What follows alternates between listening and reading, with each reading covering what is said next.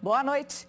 Os aposentados e pensionistas do INSS vão receber o 13º adiantado neste ano. Será em 2 parcelas, a primeira metade já no mês que vem, dia 25 de agosto, e a segunda em novembro, junto com o benefício de outubro. O decreto do presidente interino Michel Temer foi publicado no Diário Oficial da União desta segunda e acalmou os ânimos dos 28 milhões de aposentados e pensionistas que andavam apreensivos diante de anúncios do governo de que a antecipação poderia não ocorrer neste ano. Um empresário foi encontrado morto na casa dele no distrito de São Sebastião das Águas Claras, mais conhecido como Macacos, em Nova Lima, nessa tarde. O caso está cercado de mistério. O corpo tinha sinais de violência e estava enrolado em um lençol embaixo do sofá. Era grande a movimentação em frente à casa do empresário do ramo de transportes, no centro do distrito. Parentes da vítima não quiseram gravar entrevista. De acordo com vizinhos, Edson Batista, de 64 anos, era bastante conhecido na região. Muito tranquilo, brincava muito com a gente, né? Então, que eu saiba, nunca teve inimigo por aqui. De acordo com a PM, Edson passava o fim de semana no lugar e fez o último contato com a família no sábado. Preocupada, nessa segunda-feira, a mulher dele pediu que uma amiga moradora de Macacos fosse buscar notícias. A mulher teria achado estranho uma das janelas entreaberta na casa e, como não teve resposta ao chamar por Edson, a companheira dele resolveu vir até o local, onde encontrou o empresário morto. Segundo a polícia, o corpo tinha sinais de violência, mas não havia marcas de arrombamento na casa e, aparentemente, nada foi levado. Apenas algumas garrafas quebradas teriam chamado a atenção. Achou o corpo do marido enrolado em um lençol embaixo do sofá na sala principal de entrada do imóvel. O local está devidamente preservado e agora, com a chegada da perícia técnica, serão realizados os trabalhos para verificar de maneira correta o que aconteceu e se há algum indício de autoria, mais alguma materialidade referente a esse caso. Um taxista confundiu um carro oficial da Polícia Militar com um veículo do Uber. Forçou uma batida e acabou preso nesse fim de semana em Belo Horizonte. O motorista seguia pela Avenida Antônio Carlos, no bairro Cachoeirinha, quando viu um sedã preto que ele pensou que estava prestando serviço para a empresa de aplicativo. O motorista acelerou, passou o carro pela direita, entrou na frente do outro e freou bruscamente, provocando uma batida.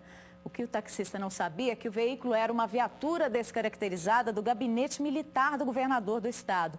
O soldado que dirigia o veículo e um major se identificaram. Para piorar a situação mais ainda, o taxista resolveu fugir. A perseguição terminou na Lagoinha com os 2 carros batidos outra vez. Mais uma viatura da PM chegou ao local e dentro do táxi os militares encontraram uma bucha de maconha e um cigarro com a droga. O taxista ainda se recusou a fazer o teste do bafômetro. Ele teve a carteira recolhida e o táxi rebocado. O homem foi autuado pelos crimes de dano, direção perigosa e posse de substâncias entorpecentes. Ele se comprometeu a comparecer a uma audiência no juizado especial e foi liberado. O jogador do Atlético, Fred, estava entre motoristas parados numa blitz montada pelas polícias civil e militar nesse domingo em Belo Horizonte. O problema dele foi só com isso filme, que estava fora das especificações da lei, mas teve muita gente pega com o veículo e a documentação irregulares. Motoristas que trafegavam pela Avenida Pedro I, na região norte da capital, foram surpreendidos pela blitz conjunta das polícias civil e militar. Este foi flagrado sem os documentos pessoais e do carro. O veículo ainda estava cheio de avarias. Está vencido o documento? Tá, não. Tá, 2015. 2015? Você não sabia que não podia rodar com 2015? Sabia, né? Mas tem que pagar o 16, vou pagar o 16. Esta moto foi apreendida. Segundo a PM, a carteira do piloto é da categoria B, que permite dirigir apenas carro de pequeno porte. Vários veículos foram apreendidos por falta de documentação e o passageiro de um carro foi detido porque portava 3 cigarros e meio de maconha, além de uma porção da droga. O veículo estava também sem licenciamento, então por isso será feito recolhimento. Mas em relação à droga, a gente vai fazer o artigo 28 de uso, porque é uma quantidade pequena, e depois liberar. Na blitz da lei seca, muita gente soprou o bafômetro. E quem estava tranquilo, sem beber, gostou da campanha da polícia. Acho importante, né? Isso evita muito acidente.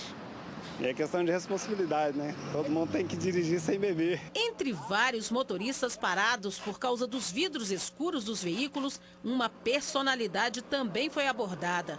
O jogador Fred do Galo dirigia este carro escondido atrás de uma película super escura e teve que retirar, mas não tirou o sorriso do rosto. Você não sabia que era proibido isso, filme assim, escuro? Não sabia, infelizmente não. Vamos acatar aí porque, como todo cidadão, tem que entrar na lei certinha. É isso aí, como o próprio Fred retirou a película, não foi multado nem teve o carro apreendido. Um acidente na Avenida Tancredo Neves, no bairro Castelo, em Belo Horizonte, deixou uma pessoa ferida nessa madrugada. O motorista deste carro seguia no sentido bairro quando perdeu o controle da direção. O veículo atravessou a pista e bateu numa placa de sinalização que foi arrancada. Em seguida, caiu dentro do córrego que corta a avenida. O condutor teve apenas ferimentos leves. Ele conseguiu sair sozinho do veículo e ligou para a irmã para pedir ajuda. O jovem de 22 anos foi socorrido por ela e levado para a UPA da região.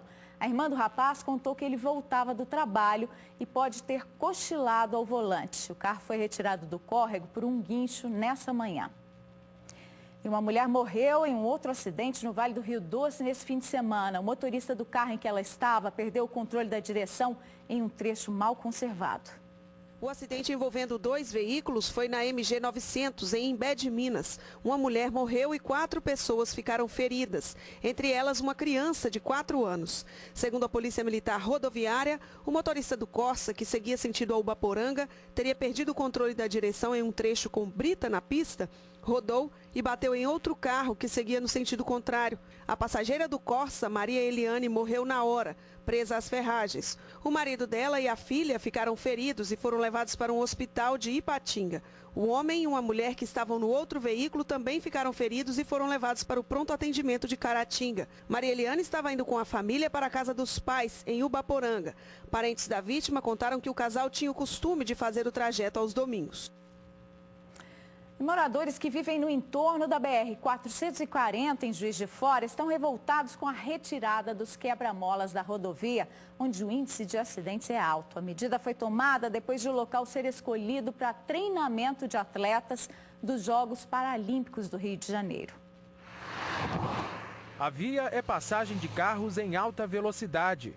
Os quebra-molas nesse trecho da BR-440, que fica na altura do bairro São Pedro, em Juiz de Fora, ajudam a controlar a velocidade dos motoristas mais apressados.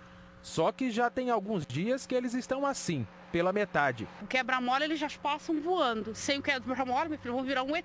Vão voar mesmo. Os quebra-molas vão ser retirados por causa da chegada da Delegação Paralímpica do Canadá, marcada para o fim de agosto, que vai utilizar a BR-440 como pista de treino para a Paralimpíada do Rio de Janeiro. Segundo o Departamento Nacional de Infraestrutura de Transportes, o DENIT, os quebra-molas que estão sendo retirados vão ser recolocados tão logo os atletas paralímpicos deixem Juiz de Fora no início de setembro. Por enquanto, não há nenhum tipo de sinalização para orientar quem passa por aqui. A retirada dos quebra-molas é uma preocupação principalmente para os ciclistas, que utilizam a via para a prática do esporte. A gente já solicitou à Prefeitura a sinalização horizontal e vertical da via. Se a gente já fez uma solicitação anterior de maior sinalização, a gente vê isso como um total descaso, né? A via é usada não só por ciclistas, mas como pedestres, corredores, e todos se sentem indignados, porque o perigo só aumenta. Em maio deste ano, um idoso morreu atropelado exatamente no trecho da BR-440, onde os quebra-molas estão sendo retirados. Carlos Alberto, de 63 anos, era ciclista e foi arrastado por um carro. O motorista fugiu sem prestar socorro. Segundo o DENIT, a Secretaria de Transporte e Trânsito deve garantir a presença de agentes durante o período de treinamento dos atletas. A assessoria da CETRA informou que não foi comunicada. Por enquanto, a via permanece sem sinalização. Um buffet de contagem foi denunciado por dar o cano em um casamento nesse sábado. O pessoal da empresa contratada simplesmente não apareceu, nem entregou alguma coisa, qualquer coisa. Fotos e vídeos mostram como os donos da festa tiveram que improvisar. A mesa estava linda, já decorada, mas nada de bolo, nem de doces. Foi essa a cena que Raquel e Daniel viram ao entrar na festa do casamento deles. Ali a gente tomou consciência de que nós teríamos que informar o mais cedo possível para evitar, né, de um constrangimento maior. E como o problema não era totalmente nosso, foi difícil a gente anunciar porque saiu do nosso controle. O contrato com o buffet foi assinado em fevereiro. O serviço, no valor de R$ 7.000, foi pago adiantado e previa bebidas, doces, salgados, vasilhames, taças, garçons e cozinheiras. Um dos sócios da empresa falou com o casal, garantindo que estaria tudo pronto, mas nada foi entregue. E a data só não foi um completo desastre, porque quando se deram conta de que o fornecedor realmente não iria aparecer, os noivos resolveram abrir o jogo com os convidados. E então, parentes e amigos deles correram atrás do que era necessário para fazer a festa. O mutirão comprou tortas prontas em uma confeitaria. O brinde foi feito em copos descartáveis. Um tio da noiva conseguiu panelas emprestadas e algumas convidadas foram para a cozinha ajudar a fazer o jantar. E a festa aconteceu.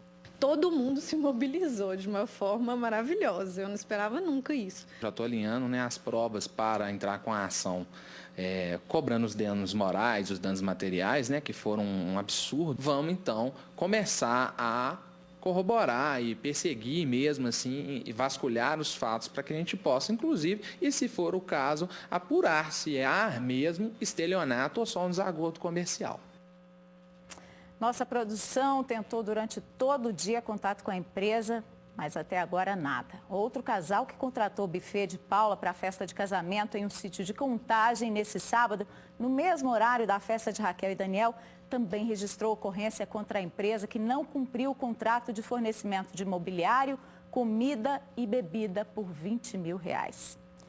Começa agora em agosto mais uma etapa do plano de despoluição da Lagoa da Pampulha. A Copasa vai iniciar a construção de redes em 54 locais de Contagem e Belo Horizonte, onde o esgoto é despejado diretamente nos córregos que vão desaguar na barragem do nosso cartão postal. Córrego Boa Vista em Contagem. Boa Vista somente no nome, porque a imagem ainda é de muita sujeira. Só que, segundo a Copasa, em breve o local vai passar por uma revitalização e o esgoto vai ser canalizado. Por enquanto, tudo continua caindo no Sarandi, outro córrego que recebe este material e depois deságua na Lagoa da Pampulha. As obras vão começar no mês que vem. É a segunda etapa. Outros trabalhos já foram feitos dentro da primeira fase de implantação das redes coletoras e interceptadoras do programa de despoluição da lagoa. Uma obra que já foi entregue é esta, na Avenida João Gomes com a Avenida 2, no bairro Colorado, em Contagem. Antes o esgoto escorria no meio da avenida. Agora tudo foi canalizado e direcionado à estação de tratamento. Acabou o mau cheiro, agora dá para fazer uma caminhada, né, um passeio, né, dá para andar de bicicleta, sem risco à saúde. Em janeiro deste ano, a Copasa disse que alcançou a meta de captar 88% do esgoto que era lançado na rede pluvial e também nos córregos que desaguam na Pampulha.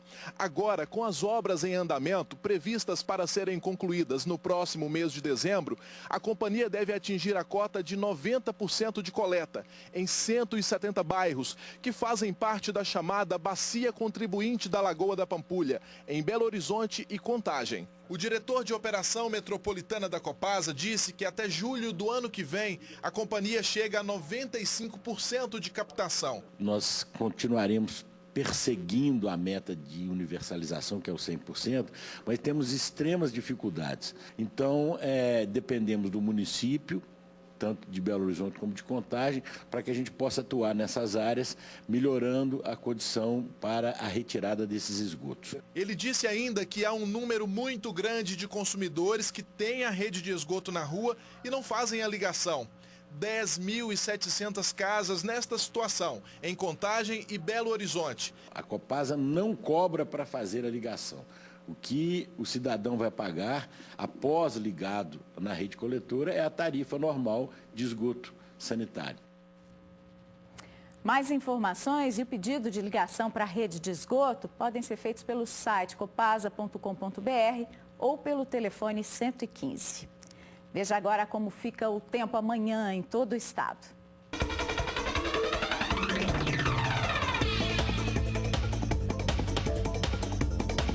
sol predomina em boa parte do estado. No leste e na zona da mata, a nebulosidade aumenta. A umidade do ar fica abaixo dos 30%, no norte, no oeste, no Triângulo e na área central. Em Belo Horizonte, mínima de 12 e máxima de 27 graus. A temperatura varia dos 14 aos 28 graus em Araxá, dos 13 aos 26 em Mamonas. Em Luz, oscilam dos 16 aos 31 graus. E em Nova Era, mínima de 14 e máxima de 29 graus.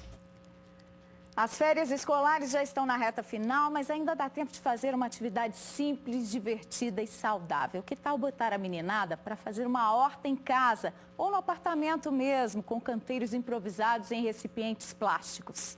A coluna Viver Bem de hoje vai te ensinar.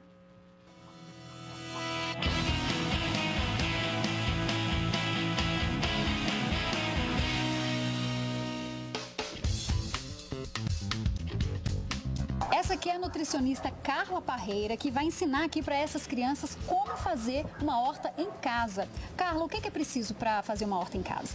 É muito simples. A gente precisa primeiro do recipiente que vai ser usado e que ele esteja furado. Aí depois a argila expandida, a manta de drenagem e a terra vegetal. A gente vai colocar a argila na jardineirinha nossa.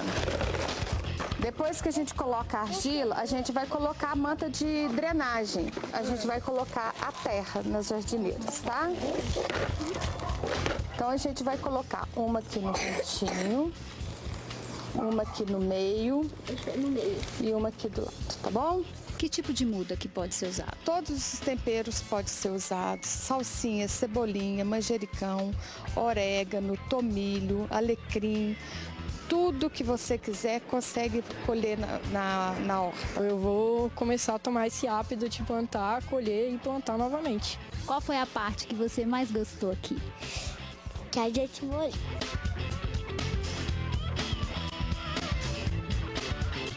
E após esse plantio aqui que os meninos fizeram, quais são os cuidados?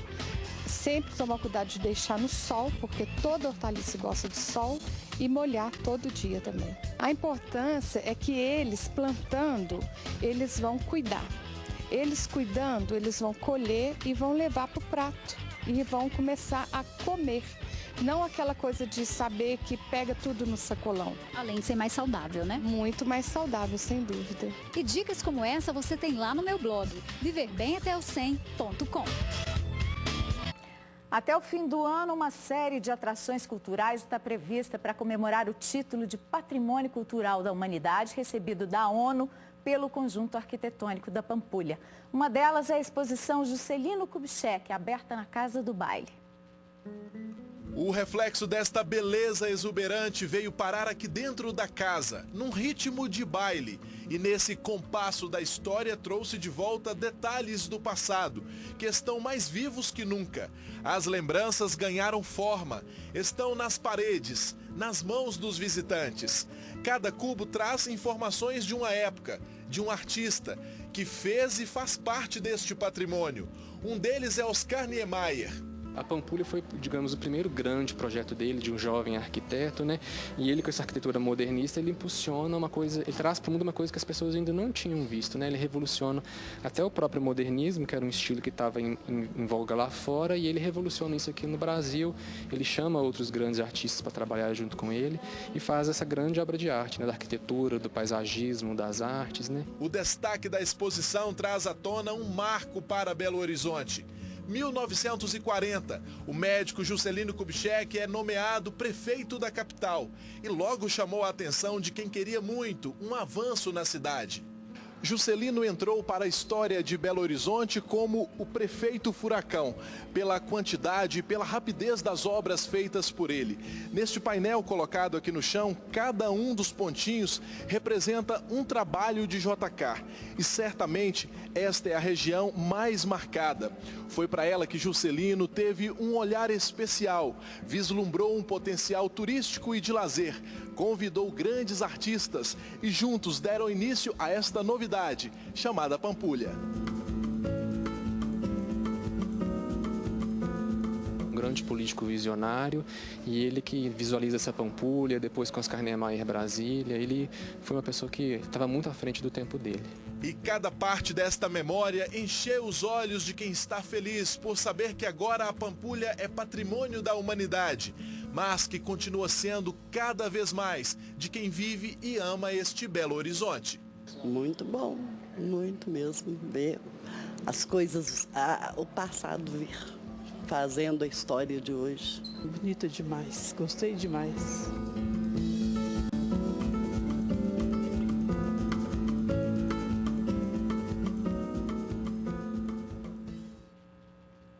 A exposição Juscelino Kubitschek pode ser vista na Casa do Baile, em BH, até o dia 22 de agosto, de terça a domingo, das 9 da manhã às 6 da tarde. Nas quintas-feiras, o horário se estende um pouco, das 9 da manhã às 9 da noite. Vem aí o Noticiário Nacional, o Jornal da Alterosa fica por aqui, mas volta amanhã. Eu espero por você. Tchau.